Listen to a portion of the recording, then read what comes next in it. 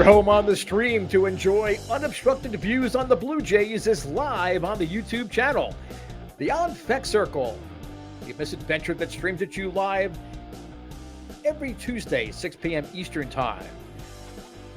This program is joined on our YouTube channel by Sunny Side of the Dome, hosted by Jason the Couch writer and analyst Karen Suter. She streams live Thursdays at 6 p.m. Eastern Time. Karen is the voice of the diehard Blue Jays fan, and she brings Jays news and notes to life as only a true Blue Jays fan can. But all of this quality Blue Jays programming on the YouTube channel would not be possible without our mothership, the Jays from the Couch radio podcast, 300 episodes strong and counting, which streams live Mondays, 6 p.m. Eastern Time on our YouTube channel, the Jays from the Couch Facebook page, and on Twitter at Jays from Couch. Senior editor and Jays from the Couch founder Shaun Doyle creates and moderates Blue Jays Talks for All with Blue Jays players, beat writers, out-of-town analysts, and fellow Couchers. Never, let me emphasize, never miss our fake Blue Jays news segments. Anywhere you find your podcast, you'll find the Jays from the Couch radio podcast, and all of these fine programs stream free on demand and are brought to you by JaysFromTheCouch.com. I am the self-appointed shadow general manager of the Toronto Blue Jays, the Fekless Wonder, Steve Fek. Thanks for catching us on another edition of the On Fek Circle. It was pretty exciting last night, the 300th podcast for the Jays from the Couch radio podcast. Shaun Doyle has been hammering them out. A variety of hosts, many of them Couchers, since 2015, I believe, is when they began. But 300th podcast in the books last night. I was honored to be part of it. I'm sure for Shaun, it seems like every month it's 300 podcasts when I'm there on with him and Karen. But I mean, it was a lot of fun. We had a lot of great talk about Blue Jays historical moments and, players revolving around the number 300.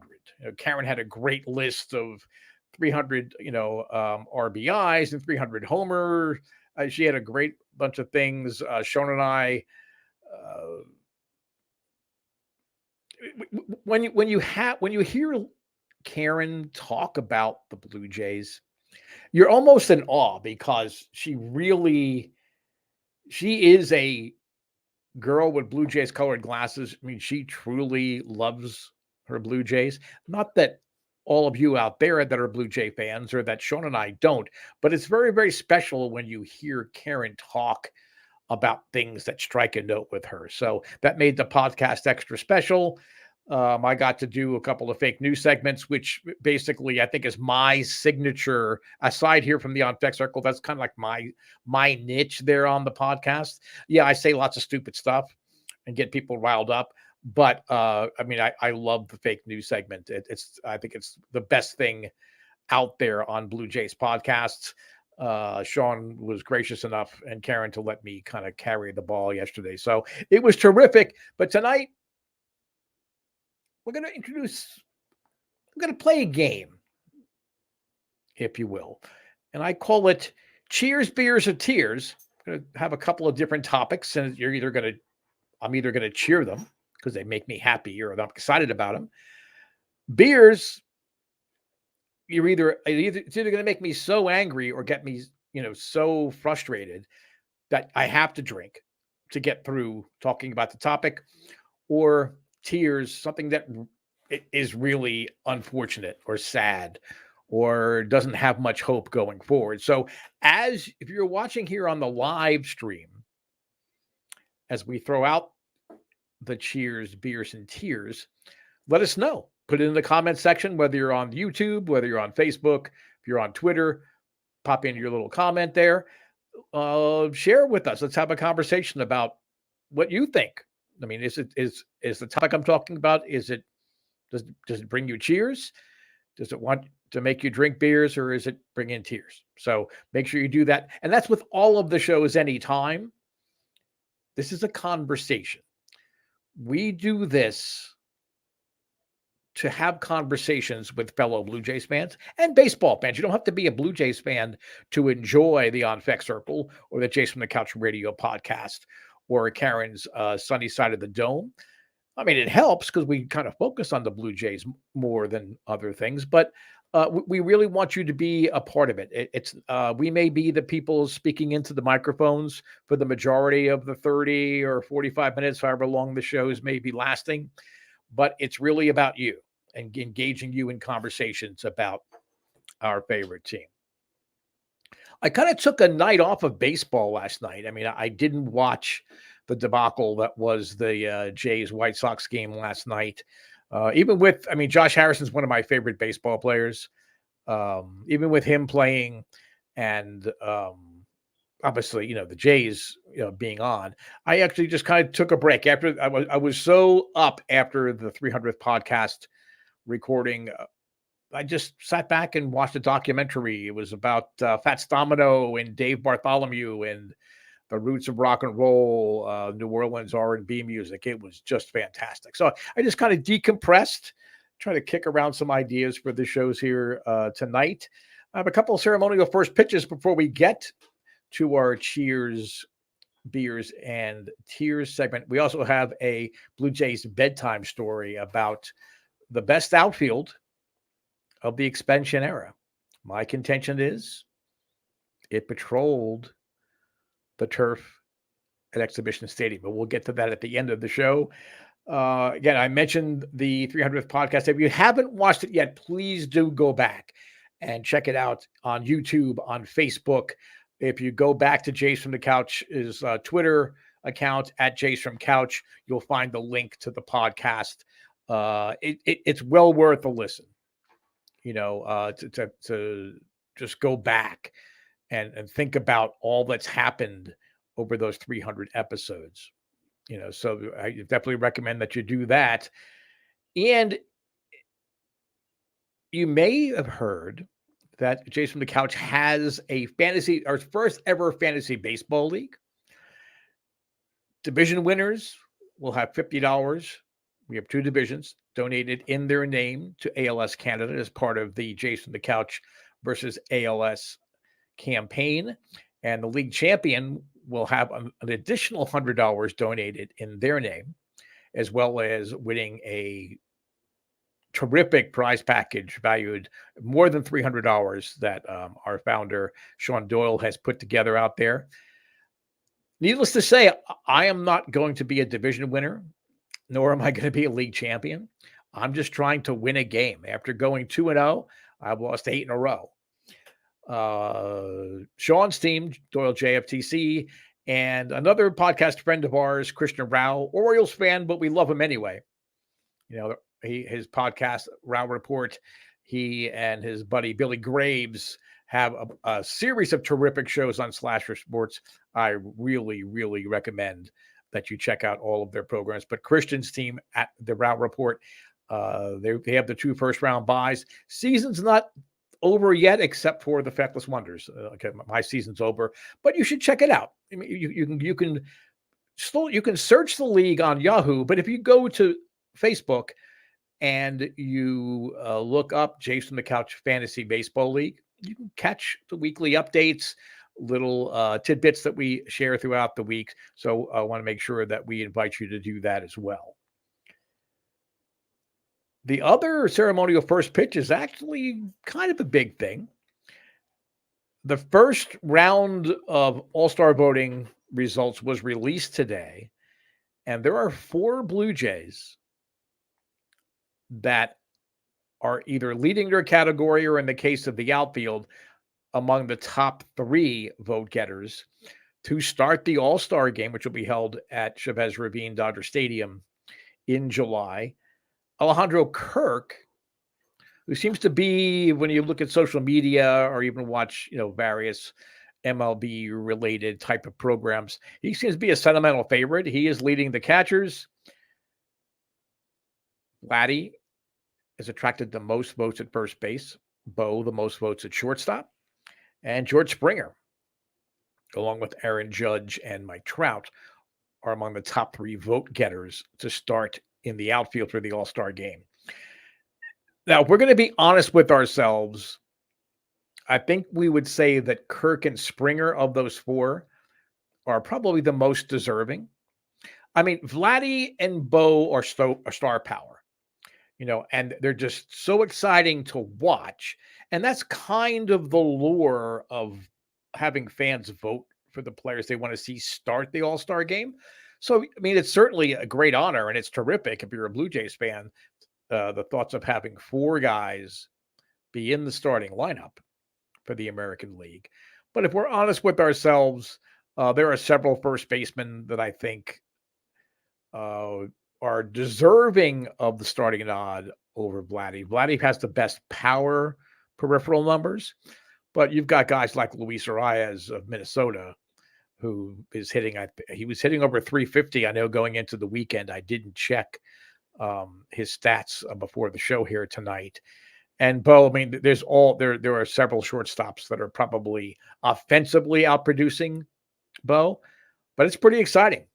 As if the All-Star game starters are going to be announced today, we would have four Blue Jays out there in the starting lineup. So that's a pretty cool thing. Now let's get to our game. And again, I do encourage you, if you're watching the live stream, as I'm throwing various topics out there, let us know. Cheers, beers, or tears for you. I mean, I'm going to give my opinions and kind of talk about what it is and why I'm either cheering, beering, or tearing. But be part of the show. Be part of the conversation on the YouTube channel, on Twitter at Jason Couch, and at the Jason the Couch Facebook page. Even if you're watching this as an archive, and it seems that most people that watch the On Fek Circle, at least on YouTube and Facebook, tend to watch it later in the week after the live stream, which is great. I mean, that's terrific. But if you put comments in there after the fact, I want to keep that conversation going. So I do check throughout the week. So don't hesitate and say, "Oh, I missed the boat. I really wanted to comment to this, or I wanted to tell the Fekless Wonder what a dope that he is." Don't hesitate. You can do that at any point during the thing. So the first topic I want to throw out there still might be a sensitive, raw topic for you. And it's the Jays' performance over the weekend against the Yankees. I could understand if you would say tears, that it really upset you and that it really got you down and it kind of left you without hope. I'm going to say beers. I mean, certainly to sit through that series, and I tend to go back and watch games after the fact to make sure that I didn't miss anything, or if there's a topic that perhaps might make a good article for JasonTheCouch.com or for the podcast or for the On Fek Circle. I try to make notes of that. But I pretty much wanted to have a beer with me anytime I was watching the majority of that series. Yes, Sunday was an exciting game, but the Yankees are on a run. They're just on a roll. And, they are coming close to putting the division out of play. And that definitely makes me want to drink. I personally, there's a lot of names and a lot of flash with the Yankees. I personally don't get it. And I think that all of the injuries to their key bullpen arms, that's eventually going to catch up with them. Some of the guys are going to come back, but guys like Chad Green are not coming back. I saw Clay Holmes pitch for the early part of his career in Pittsburgh, and I don't know whether he made like a damn Yankees deal to sell his soul so he could be a star pitcher. Now I don't know what the scoop is there, but there are a lot of guys that are really outperforming their track records, and I think that is going to catch up with them down the stretch and heading into the playoffs. So even if the Yankees do run away and hide with the AL East, I'm still of the belief that they are not going to advance. Even if they have a first round bye, that's the only way they're advancing to another round. I still honestly believe that. Okay, maybe that's my just basic hatred of all things Yankees, despite having grown up in the New York, New Jersey metropolitan area. But it was a tough weekend. It was really, really a tough weekend. And I think it put out on display the fact that the front office is going to have to go out, spend some prospect capital, perhaps prospect capital they don't really want to spend, on bullpen arms, not necessarily back end. Jordan Romano's been terrific, assuming his arm stays on. Tim Mays is back from injury. That's terrific. Jimmy Garcia has had his moments. David Phelps, I don't know why he's always coming in games that the Jays are behind. I mean, he's earned a shot at leverage innings. So I'm not quite sure what the plan is. I know the computer kind of spits out what's happening from a pitching perspective, but definitely this weekend, you needed lots of beers to kind of get you through that. I don't want to go too far in detail about the Jays versus the Yankees, or even like now the Red Sox. The Rays are in trouble. Rays lost 2 starting outfielders. Looks like Margot could be done, if not for the whole year, for the majority of the stretch run. There's concern that it might be an ACL or a UCL injury. Those results haven't come back or been announced yet, but the Jays have some work to do. So keep that Labatt's, keep that Moosehead in stock in your fridge for the future series coming up. The first topic that really, I mean, literally, and I'm not a usually sentimental guy, but I did kind of have to like swallow hard and gulp, was Nate Pearson, who's been out on an extended rehab stint, had to come out after 2 pitches over the weekend with shoulder discomfort. That brings tears. Nate Pearson is or could be what like Doc Gooden and Tom Seaver were to the Mets, or what Clemens was to the Red Sox. I mean, he has so much talent, but it seems he's just snake bit. And it was really sad. My guess is if you're coming out after 2 pitches, it's not stiffness. Okay. It's significant pain and discomfort. And we may not see him the rest of the year. So that certainly should bring tears to all Blue Jays fans. But thank God for Alek Manoah, because I mean, I'd be, I don't know, I'd be a Diamondbacks fan or something. The way things have gone with some of the prospects with the Blue Jays, it's really, really tough to see that happen. Jose Barrios, I'm going to start having to have a beer beside me as I'm watching his starts going forward. The other day, he allowed 6 or more runs for the 3rd time in the 2022 season. Between 2019 and 2021, that's how many times he gave up 6 or more runs over the course of 2 full seasons and an abbreviated 2020 season. I don't think it's an injury deal. His velocity really hasn't fluctuated or dropped off significantly, which would put up a red flag. His command's okay. He's just making mistakes in the zone. He's just not setting up his pitches. I don't know whether it's a confidence thing in some of the pitches that he has, but he just has not been the Jose Barrios that had quality starts at 75% of his starts with the Blue Jays after being acquired from the Twins at the deadline last year. Again, I'm not going to panic. He's just too good a pitcher. Even the best starting pitchers have those years sometimes. I mean, Steve had it in 86. Halladay certainly had it at the beginning of his career.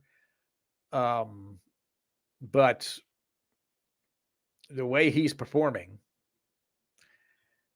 definitely will have me reaching for the beers going forward until he starts turning things around.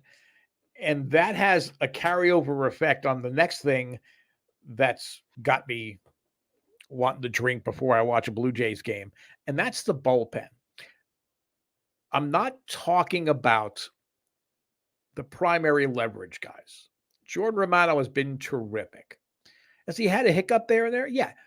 Relief pitchers do that. The best relief pitchers have hiccups. Mariano Rivera, who, as much as it might hurt Blue Jay fans to admit that a Yankee is the best at anything, he was probably the best late inning leverage reliever of all time. And there have been some great ones. You know, he surrendered big home runs in the playoffs and at inopportune times. They all go through that. So Romano, you can't ask for more from Jordan Romano. Tim Meza, he was missed. He was sorely missed when he was on the IL. Thankfully, it was not a reoccurrence or an issue related to his previous Tommy John surgery. He's reliable. Yes, you know, missing that time hurts. He's been great. I mentioned David Phelps earlier. I think, you know, he is underrated. He has done a terrific job. And Jimmy Garcia, you know, he's being Jimmy Garcia. You know, he was a little bit erratic when he was closing for the Marlins. That's how he lost the job, as well as he pitched for the Astros last year. He had some tough moments, especially late in the year and in the playoffs. But overall, those guys, you know, pitching seventh and certainly the eighth and the ninth inning, those guys have been okay. It's when you have starts like Barrios has had and Gausman has had, and Kikuchi certainly has been a big disappointment. And in Ross Stripling's last start, he has been more reliable than I thought that we could count on from him. But, you know, if a starter's not lasting more than 2 or 3 innings, getting to the back end of the bullpen and trying to keep your team in a game, that's a problem. Trevor Richards has been is on the IL. He probably would have been sent down. You know, he has just not found his command or found what made him so effective first with the Marlins and then certainly with the Blue Jays after being traded over last season. Trent Thornton is Trent Thornton.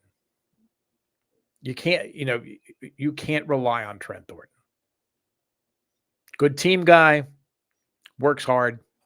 You can't rely on him. And then, you know, it's anymore when you look at the Blue Jays, you know, transactions, it's like reading from the Old Testament. You know, one mediocre reliever is begatting another one. You know, I think of all of the relievers that have come in, I think Matt Gage, and again, I'm a little biased because I really like Matt Gage. He's a great story. He's come back from injuries. He's reinvented himself as a pitcher, sort of like Aaron Loop. Okay, I mean, different kinds of pitchers. I think he could be that second effective left-handed pitcher. But really, Jeremy Beasley and Max Castillo, Casey Lawrence, they just keep begatting mediocre performance after mediocre performance. Now, Taylor Saucedo is out on a rehab assignment. He is not an answer. Okay, he's just more of the same. So until they go out and either find pitchers, major league ready pitchers in their system, and I don't think they're going to find them, or until they go out and strengthen that bullpen, something that I have been harping on since the season ended last year. They chose to spend money in other places. And Gausman, great signing, despite his recent troubles. Bolstering the offense. Yes, you have to have a bullpen. If you're going to go deep in the playoffs, you have to have a reliable bullpen. The Jays don't have it right now. If they're in a game, that's close, okay. But, if you're having a game where your starter's struggling a little bit, they don't have the pieces to go forward. So since we're talking about Matt Gage, cheers to him. Great story. Happy Tuesday on the On Fek Circle and Jays from the Couch. Christian Rao, the Rao Report. The number 2 seeded team in the Jays from the Couch Fantasy Baseball League. Do follow him on Twitter. Follow him at Slasher Sports along with Billy Graves. Great programming there. Thanks for checking in with us. The biggest cheer that I have is the 13 pitcher limit. Finally, teams with serious playoff hopes and aspirations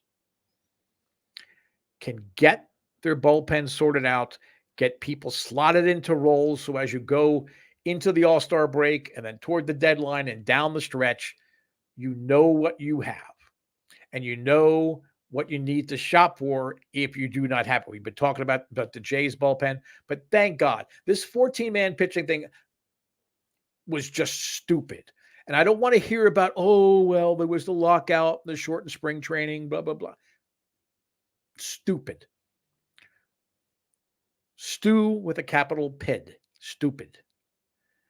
And this is going to burn a lot of teams down the stretch if they don't get these roles figured out and they don't add the pieces. And the Blue Jays are certainly a primary part of that conversation. But cheers that has finally gone away, and we don't have to deal with this juggling of mediocre, you'll never hear from these guys again kind of pitchers. And then starters can actually go 6, 7, God forbid, 8 innings. Imagine that. Relying on your starting pitchers to go deep enough in your into the ball game. We're 3 days out of 5. You can then depend on your leverage relievers to close the deal. Or if it's a close game or a tie game, keep your team in it so that they can win it either in the later innings or in extra innings. I'm going to throw one more cheers. Because I don't mean it to be a downer all the time. Cheers to Charlie Montoyo. I know that's probably a shock to many of you listening that used to me trying to find a way to fire Charlie Montoyo. Cheers to him and the way that he has used his lineup late in games, moving people around. And to me, I was so excited to see Vladdy get moved over to third base so they could accommodate other pinch hitters and other situations in the lineup, move people around. That is terrific. That's not coming from Atkins and LaCava and the people in the front office. That's Charlie Montoyo showing that he knows how to perhaps utilize a very undermanned bench. That's another nice thing about the 13 pitcher limit now. So you have the extra bench bat. I think that's going to take a lot of pressure off a lot of managers, including Charlie. But he's done a great job. If Biggio starts at first, he can slide to second. He goes to the outfield. Santiago can play all over the infield. Seeing Vladdy slide over to third base kind of warms my cockles. Maybe he could move to the outfield at some point. I know, stop beating the dead horse, Fekless Wonder, but Charlie has done that. Cheers to him for doing that. Now we're running a little bit short on time, so it's not going to be a long Blue Jays bedtime story. But when I was researching things about the 300th episode, something about 300. I kind of stumbled across by accident the fact that the Blue Jays starting outfield from 81 till I think May or June is when Barfield got traded in 89. They played the second most games together as a trio of any outfield in the history of Major League Baseball. Only the St. Louis Browns, Christian Rao, if you're out there, your founding team, there wasn't always the Baltimore Orioles. The St. Louis Browns moved to Baltimore in 54. But the St. Louis Browns outfield of Jack Tobin, Baby Doll Jacobson, and Ken Williams, a great slugging outfielder, Native American, proud Native American outfielder. He was, in the age of Ruth and all of those guys, he was overlooked, but he was a terrific ball player, good defender, great hitter, solid power. They had the most games, 686. They played together in the same lineup 686 times over the course of 1920 to 1924. And actually the Browns, for one of the rare times in history, actually were contenders.